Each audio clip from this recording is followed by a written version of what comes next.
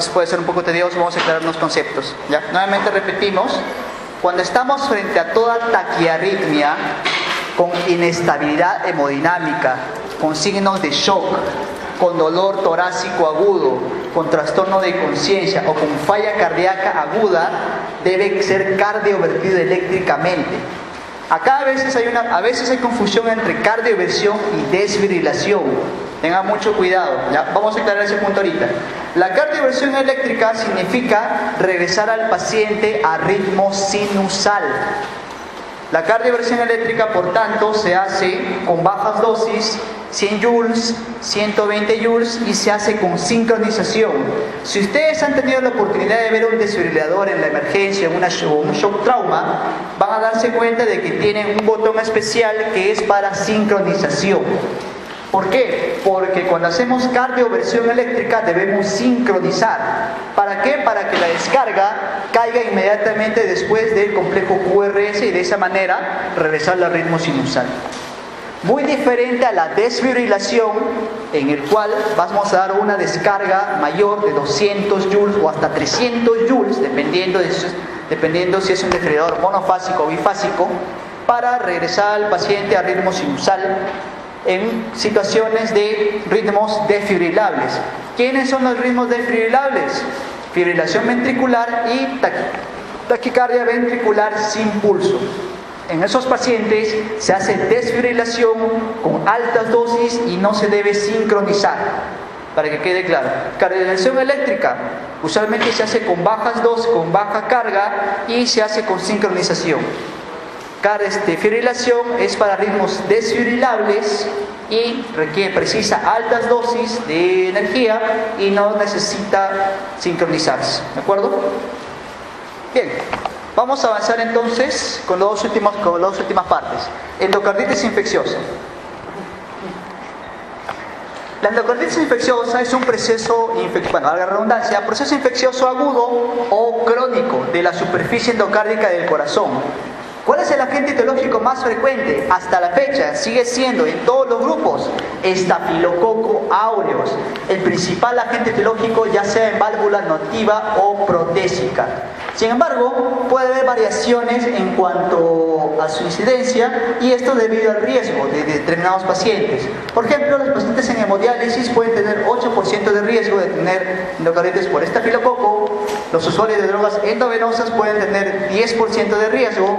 Los pacientes con insuficiencia mitral pueden tener 43% de riesgo.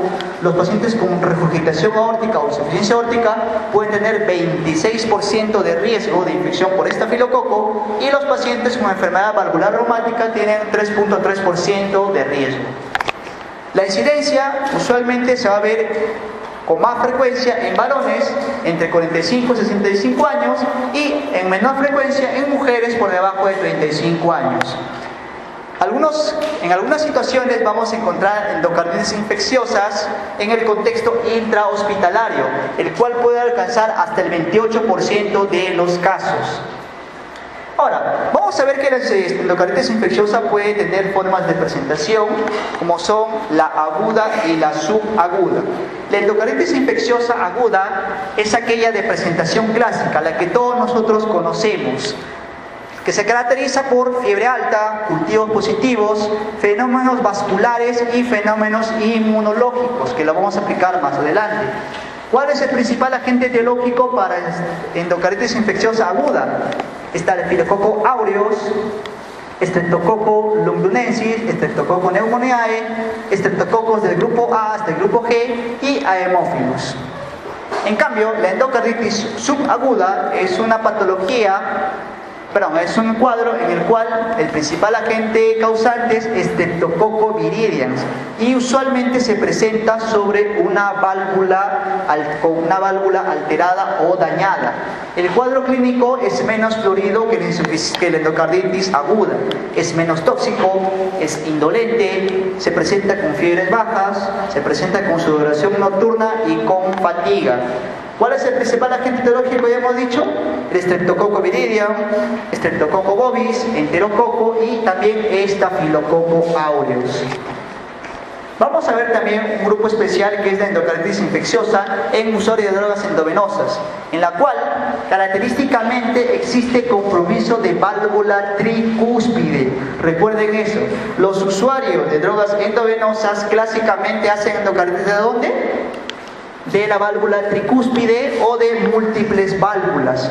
Estos pacientes, este grupo especial, revisten una alta mortalidad de un 50 a un 60% de los casos. ¿Cuál es el agente etiológico más frecuente? Staphylococcus aureus, pero puede haber también gram negativos como Pseudomonas aeruginosa, Cándida y Enterococcus. Y también vamos a ver a la endocarditis infecciosa nosocomial, que se puede dar en el contexto de pacientes con catéteres endovenosos, con líneas de nutrición parenteral total y portadores de marcapasos, es decir, puertas de entrada para gérmenes intrahospitalarios. ¿Cuáles son los agentes frecuentes? Estafilococo coagulase negativo, nuevamente Staphylococcus aureus y Streptococcus viridans del grupo B o Enterococcus. Vamos a ver un grupo especial que es la endocarditis infecciosa sobre válvulas protésicas. Y vamos a ver que existen dos subtipos: endocarditis infecciosa temprana y endocarditis infecciosa tardía, ambos de válvula protésica. La endocarditis infecciosa temprana es aquella que se presenta dentro de los primeros días post cirugía hasta 60 días. Esos pacientes están infectados principalmente por Staphylococcus epidermidis, Staphylococcus aureus, bacilos gram negativos. Y aquellos pacientes que desarrollan una endocarditis después de 60 días de reemplazo son considerados pacientes con endocarditis infecciosa tardía. ¿Cuál es el agente? También nuevamente Staphylococcus epidermidis, Streptococcus viridans y nuevamente Staphylococcus aureus. Clínica. 70-80% de los pacientes con endocarditis infecciosa aguda se van a presentar ¿con qué? Con fiebres altas, 38, 39, pueden ser fiebres persistentes, recurrentes, intermitentes, que no tienen un foco claro. Y de hecho la endocarditis infecciosa es una causa a considerar dentro de las fiebres de origen desconocido. Vamos a ver que también puede haber escalofríos, fatiga. Los soplos cardíacos pueden estar presentes o pueden estar ausentes si es que se presenta endocarditis sobre por válvulas del lado derecho. Puede haber también fenómenos embólicos con manifestación periférica hasta el 50% de casos, y vamos a encontrar también esplenomegalia. No les extraña encontrar pacientes con endocarditis y esplenomegalia, sobre todo en el contexto de endocarditis subagudas. Vamos a ver, por ejemplo, fenómenos como los nódulos de Osler, que se ven como hemorragias en astilla. Vamos a ver también las lesiones de Hanneway, que son propiamente ya hemorragias más grandes. Vamos a ver en este caso, en este gráfico, las lesiones de Hanneway usualmente se asientan sobre eminencias tenares e hipotenarias, mientras que los nódulos de Osler usualmente se asientan ¿dónde? En pulpejos. Así como también vamos a encontrar las famosas manchas de Roth en fondo de ojo. El diagnóstico de endocarditis se hace a través de los famosos criterios de Duke modificados, los cuales envuelven a criterios mayores y criterios menores. ¿Cuáles son los criterios mayores? Hemocultivo positivo, microorganismos típicos en dos hemocultivos separados, como son por ejemplo Streptococcus viridans, Streptococcus bovis, grupo Hackett, que es el acrónimo de Haemophilus, Actinobacillus, Cardiobacterium, Eikenella y Kingella. Pacientes que tienen endocarditis por estafilococo o enterococo y que provienen de la comunidad, pacientes con evidencia de compromiso endocárdico y pacientes que a través de una ecocardiograma transesofágico o un ecocardiograma transtorácico se puede evidenciar masas intracardíacas oscilantes o abscesos o dehiscencia parcial nueva de una válvula protésica. Todos estos son criterios mayores. Criterios menores, ¿quiénes son? Condiciones predisponentes como drogas endovenosas, válvulas protésicas, fiebre mayor de 38, fenómenos vasculares como embolia arterial mayor, infartos pulmonares sépticos, aneurisma micótico, hemorragia intracraneal, lesiones de Hanneway. Esos son los fenómenos vasculares. Por otro lado, vamos a encontrar los fenómenos inmunológicos como glomerulonefritis, nódulos de Osler, hemorragia conjuntival, factor reumatoideo positivo. Y un criterio menor son cultivos positivos para microorganismos que no son ni estafilococo, ni streptococo, ni grupo Hacker, por si acaso, ¿no? Algunos gérmenes que se pueden aislar, por ejemplo, en hemocultivos, en el contexto de una probable endocarditis, son, por ejemplo, Salmonella y Brucella, por ejemplo, pero no están considerados como propiamente causantes de endocarditis. Aquí vemos, por ejemplo, un algoritmo de la Sociedad Europea del año 2015. ¿Qué nos dice? Cuando tenemos un paciente con sospecha de endocarditis infecciosa, procedemos a tomar hemocultivos. Si nuestro hemocultivo es positivo, debemos hacer rápidamente una prueba de sensibilidad para determinar valga la redundancia, la sensibilidad o la resistencia del germen aislado. Sin embargo, si tenemos un hemocultivo negativo, o tenemos un hemocultivo en el cual ha crecido Coxiella, Bartonella, Legionella, Brucella, Mycoplasma y Aspergillus, entonces lo que se procede es hacer serología y reacción en cadena de polimerasa para determinar si estos son los responsables de la endocarditis. Por tanto, debemos tener en cuenta que uno de los criterios diagnósticos para endocarditis es el aislamiento en hemocultivos de gérmenes que clásicamente pueden generar endocarditis. Si por el contrario tenemos gérmenes que clásicamente no están implicados en cuadros de endocarditis infecciosa y estamos con una sospecha de endocarditis infecciosa, debemos hacer estudios de serología y de PCR para poder determinar si estos son causantes o no de la endocarditis infecciosa. Por tanto, ¿de acuerdo? Entonces, una vez que tenemos el diagnóstico ya confirmado de endocarditis infecciosa, vamos a pasar al tratamiento. Y esta parte a veces puede ser algo engorrosa y algo confusa, porque hay varios esquemas a tener en cuenta. En primer lugar, si tenemos una válvula nativa y hemos aislado gérmenes sensibles a penicilina, como Staphylococcus viridum, Streptococcus bovis y otros estreptococos, el tratamiento de elección, ¿qué cosa es? Penicilina G, 12 a 18 millones de unidades cada 24 horas o dividido toda esa dosis cada 4 horas durante 4 semanas. Si son pacientes alérgicos a penicilina, la opción para ellos, ¿qué cosa es? Ceftriaxona durante 4 semanas. Si por el contrario tenemos endocarditis causada por Streptococcus viridum, causada por Streptococcus bovis, pero con resistencia intermedia a penicilina, es decir, con un MIC por encima de 0.12, debemos aumentar la dosis de penicilina hasta 24 millones por 4 semanas, o le damos ceftriaxona durante 4 semanas y adicionalmente a penicilina o ceftriaxona le damos gentamicina, 3 miligramos intramusculares o endovenosos, o divididos en dosis única o dividida todo 3 veces al día por 2 semanas. O le podemos dar monoterapia con vancomicina.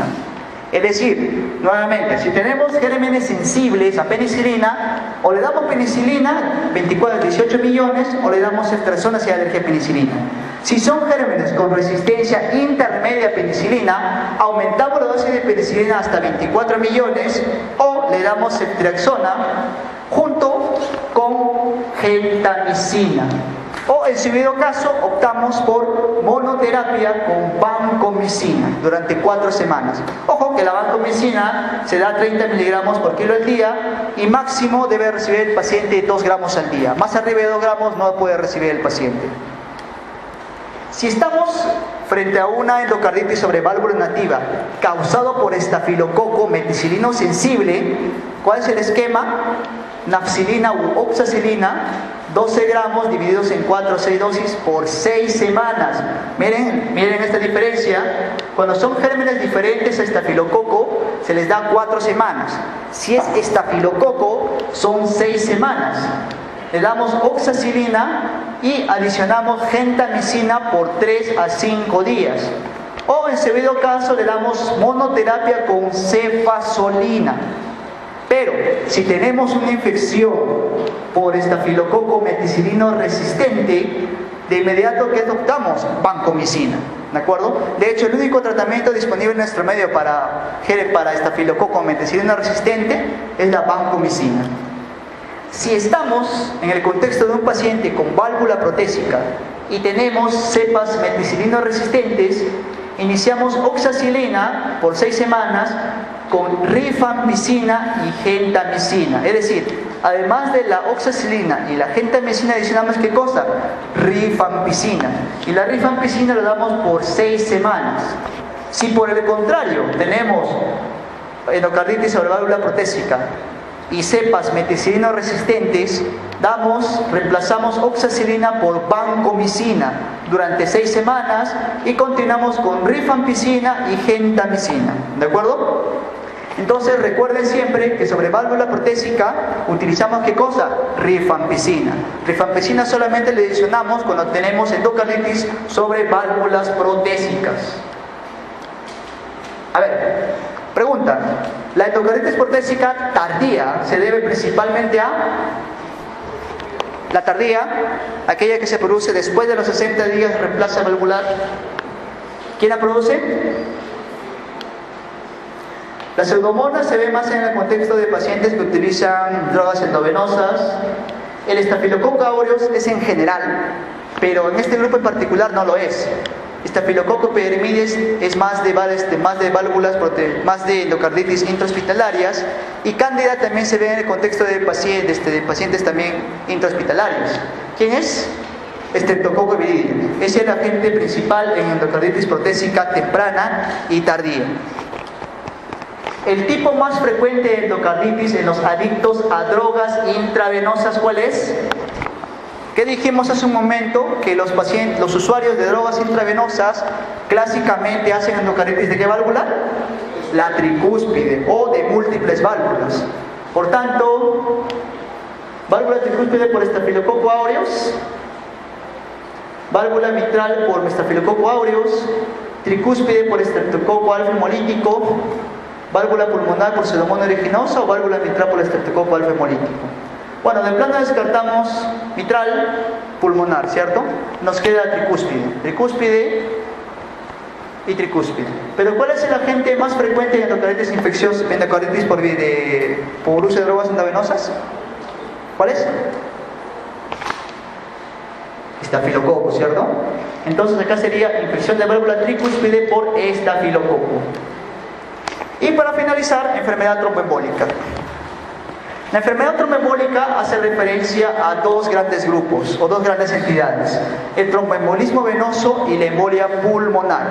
El tromboembolismo venoso comprende en general, el término tromboembolismo venoso comprende a la trombosis venosa profunda de miembros inferiores y al tromboembolismo pulmonar o TEP. Ambas condiciones están asociadas altamente con morbimortalidad. Y vamos a tener en cuenta que puede haber no solamente trombosis de venas profundas, sino también trombosis de venas superficiales. Y estas son mucho más frecuentes que las trombosis de venas profundas, y usualmente siguen un curso benigno y autolimitado. Pero las trombosis de venas profundas en pantorrilla, estas suelen estar... las trombosis de venas profundas en pantorrilla suelen ser pequeñas y menos asociadas con TEP. Pero las trombosis de zonas proximales, como trombosis poplitea, femoral o de vasos ilíacos, estas son las que están más asociadas con la génesis del TEP, hasta un 50%. Es decir, por encima de la rodilla, las trombosis venosa profunda tienen más riesgo de poder generar ¿qué cosa? Tromboembolismo pulmonar. Y vamos a ver entonces que en una vena normal existe un flujo retrógrado, y existe una serie de mecanismos como las válvulas, ¿cierto? Pero a veces puede ocurrir incompetencia de válvulas, lo cual puede dar pie a formación de coágulos. Estos coágulos se unen y forman un trombo, y a la larga ese trombo puede deslizarse y soltar un émbolo. ¿Y ese émbolo a dónde viaja? Directamente a circulación pulmonar. Recordamos la tríada de Virchow, que seguramente la hemos escuchado todos alguna vez. La tríada de Virchow es muy importante dentro de la génesis de la trombosis venosa profunda. La tríada de Virchow obviamente es un término referido, bueno, es un epónimo, está referido a tres condiciones: lesión endotelial, flujo sanguíneo anormal e hipercoagulabilidad. ¿Qué quiere decir? En el contexto de pacientes que presentan lesión endotelial, estos pacientes pueden ser propensos a formar trombos. Los pacientes que tienen un flujo sanguíneo anormal, como por ejemplo insuficiencia venosa, también pueden ser propensos a formar trombos. Y los pacientes que tienen estado de hipercoagulabilidad por cualquier motivo, también son propensos a formar trombos. Es decir, estas tres circunstancias de la triada de Virchow dan pie a la formación ¿de qué? De trombos, de coágulos. Vamos a ver entonces los factores de riesgo para trombosis, como son los primarios y los secundarios. Primarios como por ejemplo déficit de proteína C, proteína S, factor 5 Leiden, alteraciones del sistema fibrinolítico, aumento del factor 8, etc. y anticuerpos antifosfolipídicos. De hecho, hay que considerar, hay que tener en cuenta, o una buena posibilidad diagnóstica cuando estamos frente a una trombosis venosa profunda, es la posibilidad de un síndrome antifosfolipídico. Y también vamos a ver factores de riesgo trombóticos secundarios, como por ejemplo sepsis, neoplasias, embarazos, uso de anticonceptivos orales, traumatismos, diabéticos, pacientes con trombocitosis y pacientes con prótesis valvulares y aterosclerosis. Estos pacientes también tienen riesgo de formación de trombos. Clínicamente, la TBP o trombosis venosa profunda se va a caracterizar porque hay inflamación de vasos sanguíneos y de tejido perivascular. Pueden ser asintomáticos y hasta un 50% de ellos son encontrados en forma proximal, pero sin dar mayores molestias. Y por otro lado, hay pacientes que pueden tener TEP y sin embargo tienen una TBP asintomática. Pacientes con TEP, hasta 70% de los casos pueden tener una trombosis venosa profunda, pero asintomática. ¿De acuerdo? Cuando nosotros estamos frente a un paciente con sospecha de trombosis venosa profunda, tenemos algunos scores y algunos algoritmos que nos pueden ayudar. Cuando estamos nosotros frente a un paciente con clínica de trombosis venosa profunda, ¿qué es lo que podemos hacer? Utilizar una ecodoppler.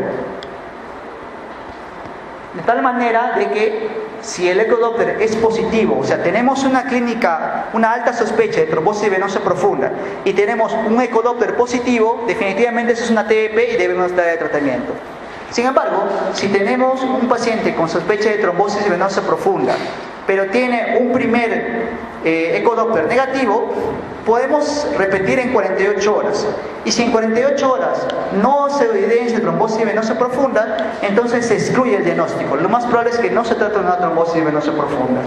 Ahora, seguramente han escuchado de algunos scores, como por ejemplo el famoso score de Wells, que nos permite determinar la probabilidad de que un paciente pueda tener trombosis venosa profunda y que engloba los siguientes ítems: cáncer activo, inmovilización de un miembro, encamamiento más de 3 días por cirugía mayor, dolor en trayecto venoso profundo, tumefacción en toda la extremidad inferior, aumento de perímetro de la extremidad más de 3 centímetros, edema con fovea, de tal manera de que toda vez que tengamos un puntaje de 3 a más, tiene una alta probabilidad de que ese paciente tenga una trombosis venosa profunda.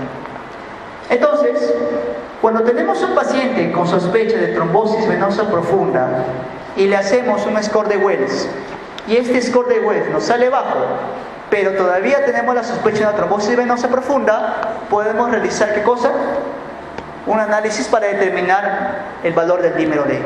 Si el dímero D es bajo, o sea, si tenemos un paciente con una sospecha de trombosis venosa profunda, pero con un score Wells bajo y con un dímero D bajo, entonces lo más probable es que este paciente no tenga una trombosis venosa profunda y hay que buscar otras causas. Si por el contrario tenemos un paciente con sospecha de trombosis venosa profunda, con un score Wells alto, pero con ultrasonografía negativa, nuevamente regresamos, podemos realizar nuevamente en 48 horas una nueva ecodoppler. Si por el contrario tenemos una alta sospecha con un score Wells alto y tenemos una ultrasonografía positiva, inmediatamente le damos tratamiento. Tromboembolismo pulmonar, ya para finalizar. El tromboembolismo pulmonar es el alojamiento de un trombo o de un émbolo en un sitio distante de la circulación pulmonar. Y más del 90% de los casos se va a producir ¿dónde? En el sistema venoso profundo de miembros inferiores. ¿Cuál es el gran riesgo de la trombosis venosa profunda, del tromboembolismo? Es que cerca de un 10% de los pacientes, es decir, 1 de cada 10 pacientes con trombosis, con tromboembolismo pulmonar, van a fallecer dentro de la primera hora. La clasificación del TEP, de acuerdo a su presentación clínica, es la siguiente. Podemos tener un TEP leve o moderado, el cual está estable hemodinámicamente y en el estudio de ecocardiograma encontramos un ventrículo derecho con tamaño y función normal, en cuyo caso lo indicado ¿qué cosa es? Anticoagulación. Podemos tener un TEP submasivo en el cual el paciente está hemodinámicamente estable, pero le hacemos un ecocardiograma y ¿qué cosa encontramos? Disfunción ventricular derecha o agrandamiento de cámaras derechas, en cuyo caso se da anticoagulación, pero acciones como trombólisis, embolectomía o filtro de vena cava inferior son controversiales. Es decir, no está bien definido si en el caso particular de TEP submasivo, si además de la anticoagulación hay que hacer alguna otra intervención más. Pero en el caso de los TEP masivos, aquellos que van con inestabilidad hemodinámica, con presión arterial sistólica menor a 90, o pobre perfusión tisolar, o falla multiorgánica, más trombo en arteria pulmonar derecha o izquierda, o alta carga de coágulos, estos pacientes rápidamente deben ser sometidos a trombólisis o embolectomía o filtro de vena cava inferior, además de anticoagularlos. Entonces, pacientes con TEP leve o moderado solamente se anticoagulan. Y estos pacientes usualmente tienen estabilidad hemodinámica y no tienen cambios en el ecocardiograma. Pacientes con TEP submasivo son hemodinámicamente estables, pero tienen cambios en el ecocardiograma de cámaras derechas. Estos pacientes también se anticoagulan, pero es controversial si hay que hacer algo más. Y en el caso particular del TEP masivo, aquellos pacientes que tienen inestabilidad hemodinámica o falla multiorgánica, estos pacientes deben ser sometidos rápidamente a trombólisis o embolectomía. ¿Cuál es la clínica del TEP? El TEP clásicamente se presenta como una disnea de origen súbito en 82-85% de los casos. Clásicamente, repetimos, es una disnea de aparición súbita, con taquimia en el 30-60% de casos, tos, sibilantes, dolor pleurítico, síncope en el caso del TEP masivo, hemoptisis, evidencia de trombosis venosa profunda, y en el examen físico vamos a encontrar taquicardia, S2 incrementado o soplo tricuspidio. Usualmente las imágenes iniciales como radiografía de tórax no nos van a dar mayores datos o hallazgos significativos.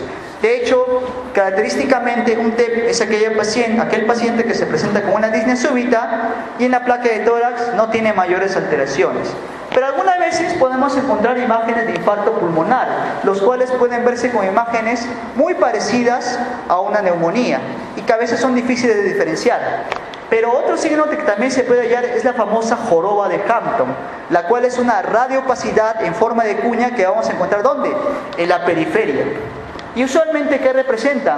Un infarto de parénquima pulmonar. Aquí vemos, por ejemplo, en una placa de tórax de un paciente con TEP, la imagen correspondiente a joroba de Hampton, y cuando se le hace la tomografía, esa imagen se correlaciona ¿con qué? Con una zona de infarto.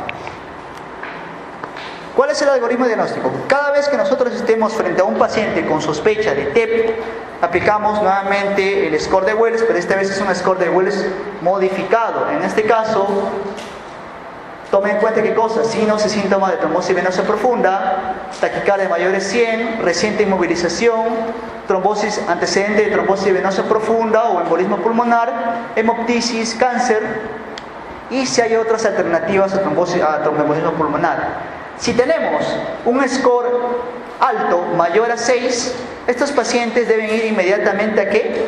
A TEM pulmonar, y específicamente angio-TEM, para confirmación. Si por el contrario tenemos un score Wells bajo o intermedio de 2 o hasta 6, solicitamos dímero D. Si el dímero D es negativo, entonces lo más probable es que este paciente no sea un cuadro de TEP. pero si el dímero D es positivo, este paciente debe ir rápidamente a ATEM para confirmación. ¿De acuerdo? Repetimos nuevamente. Si tenemos un paciente con sospecha de TEP y tenemos un score Wells alto, ese paciente no es necesario pedir el dímero D. Tiene que ir de inmediato a AngioTEM para confirmación y de acuerdo con el tratamiento. Si por el contrario tiene un score Wells bajo o intermedio de 2 o de 2 hasta 6, ¿qué hacemos inmediatamente? Solicitamos dímero D. Si tenemos clínica, un score bajo e intermedio y un dímero D negativo, ese paciente probablemente no tenga un TEP y hay que buscar otras causas. Pero si tenemos un paciente con sospecha de TEP, con score bajo o intermedio de Wells y tenemos un dímero D positivo, ese paciente es candidato a hacer inmediatamente entrada a angiotomografía. Vemos, por ejemplo, estas imágenes propias de un AngioTEM, en la cual vamos a ver imágenes por sustracción. En este caso vamos a ver dos coágulos, ¿cierto? O dos trombos. Uno en arteria pulmonar derecha y el otro en arteria pulmonar izquierda, los cuales, incluso en algunos casos, pueden llegar a bloquear toda una arteria principal. Y posteriormente, como vemos viendo acá, incluso pueden haber pequeños trombos en segmentos distales a las ramas principales de la arteria pulmonar. Aquí vemos, por ejemplo, un trombo, el famoso como imagen en silla de montar, que quiere decir es aquel que se ha enclavado justo en el tronco de la arteria pulmonar. Y aquí también vemos otras imágenes. ¿Cuál es el tratamiento, el algoritmo terapéutico para tromboembolismo pulmonar? Si es un paciente con tromboembolismo pulmonar severo o con tromboembolismo pulmonar con shock o hipotensión, debe ir rápidamente a TEM. Si no hay disponible, si no se puede realizar la TEM lo más pronto posible, se puede hacer un ecocardiograma, eso ténganlo en cuenta. Es posible que no tengamos angiotomografía, pero es más factible que tengamos un ecocardiograma. Así que si tenemos un paciente con un TEP masivo, con inestabilidad hemodinámica, ¿qué debe hacerse? Ir a AngioTEM. Si no tenemos AngioTEM, podemos hacerle ecocardiograma. Y si el ecocardiograma se ve en sobrecarga de ventrículo derecho, es un paciente entonces que debería ir sí o sí a AngioTEM o rápidamente ir a reperfusión a tratamiento para embolia pulmonar. Si por A o B el ecocardiograma es negativo, entonces este paciente probablemente esté haciendo hipotensión o shock, pero por otra causa y no por un tromboembolismo.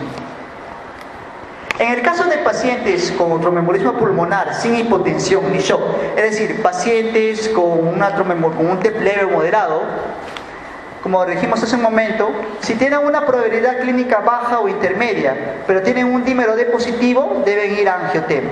Si tienen una probabilidad baja intermedia y un dímero D negativo, no se trata, posiblemente no sea un TEP. Si tenemos un paciente con alta probabilidad, debe ir de frente a AngioTEM. ¿De acuerdo? Entonces, todo paciente con alta probabilidad de con alta probabilidad de TEP debe ir rápidamente a una AngioTEM. Y si es un paciente con inestabilidad hemodinámica y no está disponible el AngioTEM, ¿cuál es el segundo recurso? Ecocardiograma. ¿Cuál es el tratamiento? Anticoagulación. La terapia inicial para pacientes con TEP leve o moderado. Igual, heparina no fraccionada, 80 unidades por kilo de peso como bolo inicial y luego infusión 18 unidades. Igual que en el caso de los síndromes coronarios agudos, también con un TTPA promedio, con un TTPA objetivo de 1.5 a 2.5 límite superior normal o de 50 a 75 segundos. O podemos utilizar enoxaparina o tinzaparina o fondaparinux. Y el tratamiento debe durar al menos 5 días de tratamiento, por lo menos. A ver, ¿cuál es la causa más frecuente de TEP? Ya lo hemos dicho. Más del 90% de los TEP se produce por trombosis venosa profunda en miembros inferiores. Por tanto, ¿cuál es la respuesta? Trombosis venosa profunda de miembros inferiores. Con respecto al diagnóstico y tratamiento de la embolia pulmonar, ¿qué cosa es falso? La polipnia y la disnea de presentación súbita son los síntomas más frecuentes. ¿Cierto o falso? ¿Cierto? Hemos dicho que la disnea es un síntoma frecuente. 80% de pacientes pueden hacer disnea. El EKG puede mostrar onda S en D1 y ondas Q en D3. Ese es el famoso patrón de S1, Q3, T3. Es decir, onda S en derivada 1, onda Q en derivada 3 y T negativa en derivada 3. Cuando uno ve ese patrón de S1, Q3, T3, es sinónimo de un probable T submasivo. Tengan en cuenta eso. El examen estándar de oro es la angiografía pulmonar, ¿cierto o falso? Sí, lo hemos dicho, todo paciente con alta sospecha, y sobre todo si es un paciente con inestabilidad hemodinámica, debe ir a ¿qué cosa inmediatamente? A angiotomografía. La anticoagulación inmediata no es necesaria, ¿cierto o falso?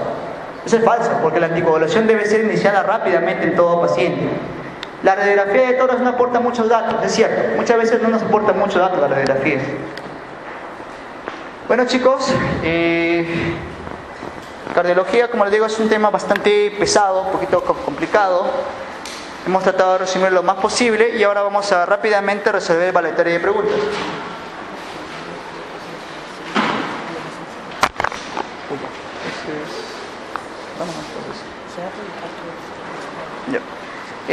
Chicos, me estaban anunciando de que por motivo de tiempo, como ya son más de las 6, ya no nos queda tiempo ya para poder resolver las preguntas, así que las respuestas van a ser publicadas en la plataforma de la página. ¿Ya? Entonces, de aquí nos estaremos viendo nuevamente el día lunes para hablar del tercer tema, que es el capítulo de hematología. Muy bien, a ustedes, muchas gracias por su presencia. Gracias.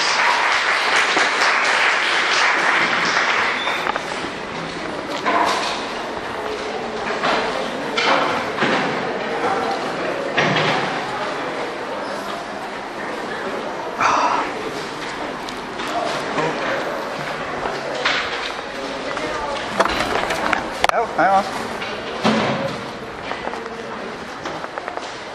Otro. Bueno, listo, ya acabamos ya. ¿Cómo está? Bueno, buenas. ¿Cómo estás? Esperando, ya voy a pasar por acá. Ya, listo.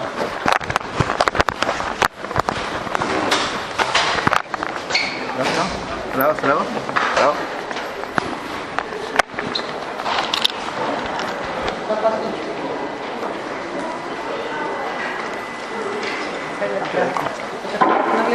Ay, perdón, se me había olvidado.